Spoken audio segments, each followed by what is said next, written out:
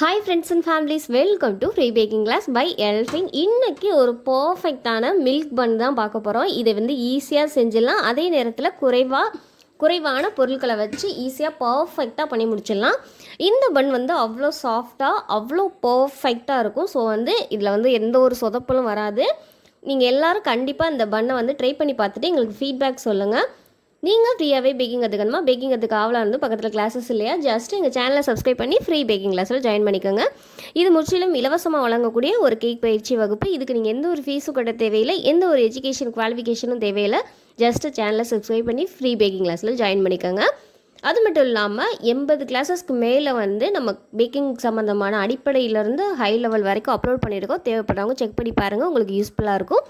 வாங்க இது எப்படி செய்யலாம்னு சொல்லிட்டு இந்த வீடியோவில் பார்க்கலாம். ஃபஸ்ட்டு ஒரு ஈரமில்லாத பெரிய பவுலாக ஒன்று எடுத்துக்கோங்க. இதில் காய்ச்சி வெதுவெதுப்பாக இருக்கிற பால் கரெக்டாக 95 ml அளவு எடுத்துக்கோங்க, இல்லைன்னா 95 கிராம் அளவு எடுத்துக்கோங்க. கூடவே 1.5 டேபிள் ஸ்பூன் அளவு சுகர் சேர்த்துக்கலாம். சுகர் சேர்த்துட்டு நல்லா கலந்து எடுத்துக்கலாம். சர்க்கரை கரையிற அளவுக்கு நல்லா கலந்து எடுத்துக்கோங்க. பால் ஓவர் சூடில் இருக்கக்கூடாது, அப்போ ஈஸ்ட் ஆக்டிவேட் ஆகி கிடைக்காது. மிதமான சூடில் இருக்கணும். அதே நேரத்தில் ரொம்ப சூடு இல்லாமல் இருந்தாலும் ஈஸ்ட் ஆக்டிவேட் ஆகிறதுக்கு டைம் எடுத்துக்கிறோம். ஸோ அதை பார்த்துக்கோங்க. இது கூடவே 1/2 டீஸ்பூன் அளவு ஈஸ்ட் எடுத்திருக்கேன். இதோட கிராம் வெயிட் பார்த்திங்கன்னா கரெக்டாக 2 கிராம் அளவு. இந்த ஈஸ்ட்டை சேர்த்துட்டு நல்லா கலந்துக்கோங்க. இந்த ஈஸ்ட் மூழ்கிற அளவுக்கு கலந்துட்டு ஒரு 10 நிமிஷத்துக்கு அப்படியே வச்சுருங்க. கலந்ததுக்கப்புறம் 10 நிமிஷத்துக்கு அப்புறம் இந்த சூடு போய் இந்த ஈஸ்ட் ஆக்டிவேட் ஆகி நுர மாதிரி பொங்கி ஒரு புளிச்ச வாடையோடு வரும். அப்படி இருந்தால் மட்டும்தான் பர்ஃபெக்டாக இருக்குன்னு அர்த்தம். ஸோ இதை நம்ம கலந்தாச்சு. ஒரு 10 நிமிஷத்துக்கு அப்படியே விட்டுடலாம். ஓவர் சூடு இருந்தால் ஈஸ்ட் ஆக்டிவேட் ஆகாது. அதே நேரத்தில் ஈஸ்ட் காலாவதி எக்ஸ்பைரி ஆகியிருந்தாலும் உங்களுக்கு ஈஸ்ட் ஆக்டிவேட் ஆகி கிடைக்காது. ஸோ 10 நிமிஷத்துக்கு அப்புறம் நம்ம மறுபடியும் ஃப்ளார் சேர்க்கலாம். பார்த்திங்கன்னா 10 நிமிஷத்தில் நம்மளுக்கு ஈஸ்ட் நல்லா பொங்கி வந்திருக்கு. பாருங்கள், இந்த மாதிரி நுர மாதிரி இருக்கணும். இந்த மாதிரி இருந்தால் தான் பொங்கி வந்திருக்குன்னு அர்த்தம். ஸோ இதை லைட்டாக கலந்து விட்டுடலாம். கலந்து விட்டுட்டு மைதா 200 கிராம் அளவு எடுத்திருக்கேன். 250 ml கப்பில் 1 கப் மைதா ப்ளஸ் அரை கப் மைதா, அதுக்கப்புறம் ஒரு 3 டேபிள் ஸ்பூன் அளவு மைதா சேர்த்துக்கோங்க. டோட்டலாக 200 கிராம் அளவு வரும். இது கூடவே 1/4 டீஸ்பூன் அளவு உப்பு, இது எல்லாத்தையும் சேர்த்துட்டு ரூம் டெம்பரேச்சரில் இருக்க முட்டை நான் ஒரு முட்டை எடுத்திருக்கேன். இது எல்லாத்தையும் சேர்த்துட்டு நம்ம ஒன்றா கலந்து ஒரு பர்ஃபெக்டான டோவாக ரெடி பண்ணி எடுத்துக்கலாம்.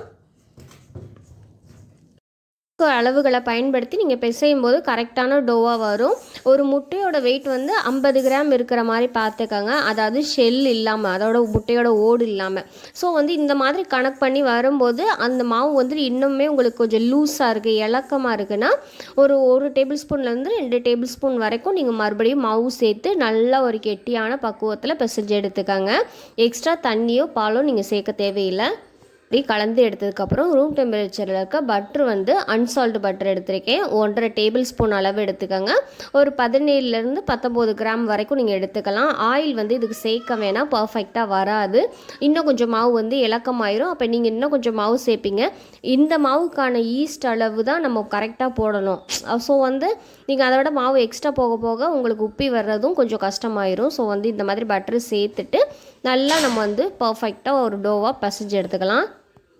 பட்டர் சேர்த்துட்டு நல்லா நம்ம மேஷ் பண்ணணும். நம்ம எந்த அளவுக்கு மிக்ஸ் பண்ணுறோமோ அந்த அளவுக்கு பன்னு நம்மளுக்கு சாஃப்டாக இருக்கும். ஃபஸ்ட்டு ஒட்டி பிடிக்கிற மாதிரி தான் இருக்கும். அப்புறம் நீங்கள் பிசைய உங்களுக்கு டெக்ஸ்சர் கரெக்டாக வந்துடும்.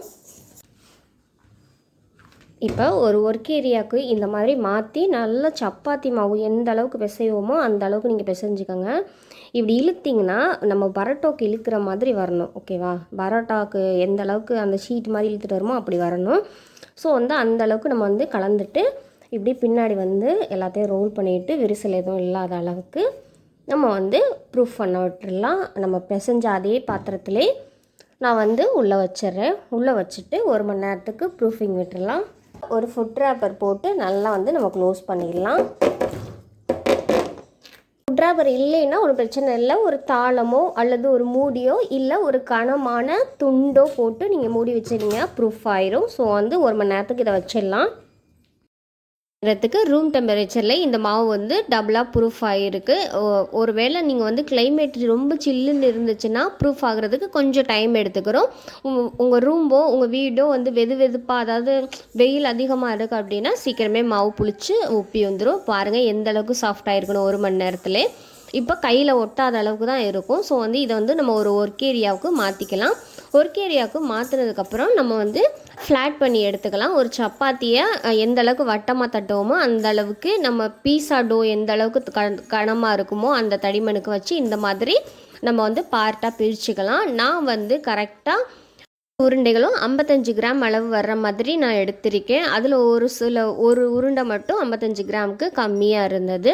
ஸோ வந்து உங்களுக்கு எத்தனை சைஸ் வேணுமோ, வந்து ஸ்மாலாக வேணும்னா நீங்கள் அதிக உருண்டைகளை வந்து செய்ய முடியும். இந்த நான் சொல்கிற மெஷர்மெண்ட்டுக்கு கரெக்டாக உங்களுக்கு 7 உருண்டைகள் வர்ற மாதிரி இருக்கும். ஸோ வந்து இந்த மாதிரி ரோல் பண்ணி விரிசல்கள் இருக்கிற பக்கத்தை அடிப்பக்கமாக கொண்டு போய் அதை வந்து நல்லா விரிசல் இல்லாமல் க்ளோஸ் பண்ணிவிட்டு ஒரு சர்க்கிளாக நல்லா வந்து ரோல் பண்ணி எடுத்துக்கணும்.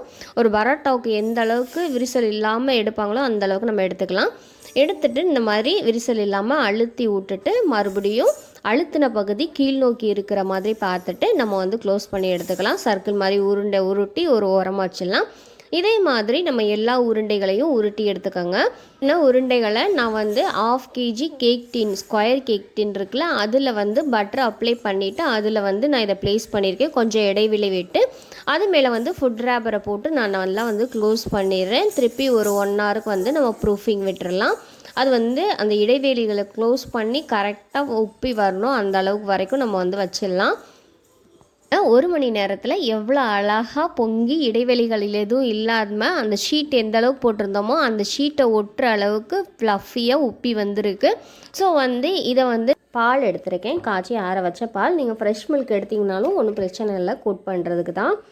இதை லைட்டாக அந்த ப்ரஷ்ஷில் எடுத்துகிட்டு இப்படி வந்து கோட் பண்ணிடுங்க. இது கோட் பண்ணும்போது தான் மேலே வந்து ட்ரை ஆகாமல் மொறுன்னு ஆகாமல் இருக்கிறதுக்காக தான் இந்த மில்க் வந்து நம்ம கோட் பண்ணுறோம். சில பேர் வந்து இதை கோட் பண்ணாமல் விட்டுருவீங்க, அது வந்து ட்ரையாக எப்படி சொல்கிறது, ரஸ்கோட மேல் ஓடு மாதிரி ஆயிரும் இது. ஸோ அதனால் முடிஞ்ச அளவுக்கு மில்க் வாஷ் நம்ம கொடுத்தாச்சு. இதை வந்து நம்ம ஓடிஜியில் வச்சிடலாம். ஓடிஜியை ஓப்பன் பண்ணிக்கலாம். 180 டிகிரியில் 10 நிமிஷம் ப்ரீ ஹீட் ஆன் பண்ணிவிட்டு டாப் அண்ட் பாட்டம் 2 செக்ஷனையும் ஆன் பண்ணிவிட்டு இந்த டின்னை உள்ளே வச்சுட்டு க்ளோஸ் பண்ணிவிட்டு கரெக்டாக டைம் வர 15லேருந்து 20 நிமிஷம் அளவுக்கு ஆன் பண்ணிக்கோங்க. மேக்ஸிமம் 18 நிமிஷத்துலேயே வெந்துடும். டாப் அண்ட் பாட்டம் ராட் செக்ஷனில் 180 டிகிரியில் பேக் பண்ணி எடுத்துக்கலாம். குக்கர்லேயும் சேம் டைம் தான், சிம்மில் வச்சுட்டு 20 நிமிஷம் அளவுக்கு பேக் பண்ணி எடுத்துக்கோங்க. குக்கரில் வந்து 20 நிமிஷங்கிறது கொஞ்சம் அதிகம் தான், ஏன்னா அது வந்து கொஞ்சம் ஹை ஃப்ளேமாக இருக்கும். ஸோ வந்து 15 நிமிஷத்துலேருந்து 18 நிமிஷத்துக்குள்ளே வந்து பேக் பண்ணி எடுத்துருங்க. ஸோ வந்து நல்லா வேகட்டும். Top and bottom rod section on பண்ணிவிட்டு 180 டிகிரியில் பார்த்திங்கன்னா நம்ம ப்ரெட் வந்து சூப்பராக ரெடி ஆகிடுச்சு. நம்ம வெளியில் எடுத்துடலாம். பாருங்கள் எவ்வளோ அழகாக வந்திருக்குன்னு. இப்போ வந்து நம்ம வந்து இதில் பட்டர் அப்ளை பண்ணணும். வந்து ஓடிஜிலேருந்து எடுத்ததுக்கு உடனேயே நம்ம வந்து பட்டரை கொடுத்துடணும். பட்டரை வந்து அன்சால்டு பட்டர் தான் யூஸ் பண்ணியிருக்கேன். ரூம் டெம்பரேச்சரில் பட்டர் இருக்கணும். அதை வந்து இந்த மாதிரி ப்ரெஷ் பண்ணி எடுத்துட்டிங்கன்னா அந்த சாஃப்ட்னஸ் வந்து அப்படி மெயின்டைன் ஆகும். மேலே வந்து ஒரு சில நேரங்களில் ஹார்டாக இருந்தாலுமே அந்த ஷைனி லுக்குக்காகவும், அது மட்டும் இல்லாமல் அந்த பட்டர் சேர்த்து சாப்பிடும்போது இன்னும் டேஸ்ட் அல்டிமேட்டாக இருக்கும். அதனால தான் பட்டர் வாஷ் பண்ணுறோம். பட்டரை அப்ளை பண்ணிவிட்டு ஒரு 10 மினிட்ஸ்லேருந்து ஒரு 20 மினிட்ஸ் வரைக்கும் ரூம் டெம்பரேச்சர்லேயே விட்டுருங்க. நல்லா ஆறுனதுக்கு அப்புறம் இதை வந்து நீங்கள் சாப்பிட்லாம். இதுக்கு வந்து சாண்ட்விச்சாகவும் நீங்கள் யூஸ் பண்ணிக்கலாம். உள்ள பர்கருக்கு நீங்கள் யூஸ் பண்ணிக்கலாம். அது மட்டும் இல்லாமல் ரூம் டெம்பரேச்சரில் 3 நாள் வரைக்கும் இருக்கும். எவ்வளோ அழகாக, எவ்வளோ க்யூட்டாக, அவ்வளோ கோல்டன் கலரில் பர்ஃபெக்டாக இந்த பன் வரும். ஸோ வந்து கண்டிப்பாக ட்ரை பண்ணி பாருங்கள். கொடுத்துருக்க மெஷர்மெண்ட்டை கரெக்டாக ஃபாலோ பண்ணிங்கன்னா பர்ஃபெக்டாக நீங்களும் ஒரு மில்க் பன் வந்து பண்ணலாம்.